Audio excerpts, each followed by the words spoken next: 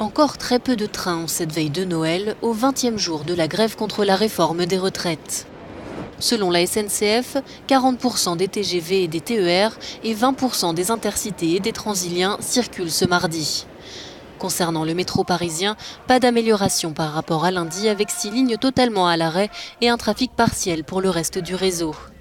La RATP est perturbée non seulement par le mouvement de grève, mais aussi par la forte hausse des arrêts maladie. Leur nombre a ainsi triplé chez les conducteurs de métro par rapport à décembre 2018.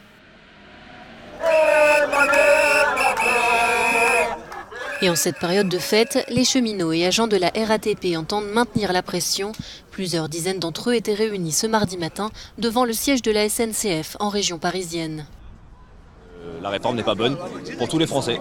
C'est pas que pour la RATP ou la SNCF, c'est vraiment pour tous les Français qu'on se bat aujourd'hui. Il n'y a pas de trêve, on est présent, on occupe le terrain et on attend que le gouvernement prenne enfin ses responsabilités face à cette grève qui dure depuis 20 jours. Selon le patron de la SNCF, Jean-Pierre Farandou, la grève aurait déjà entraîné un manque à gagner de 400 millions d'euros à l'entreprise ferroviaire. Mais les grévistes promettent de poursuivre leur mouvement au moins jusqu'au 7 janvier prochain, date à laquelle les syndicats devraient rencontrer le gouvernement.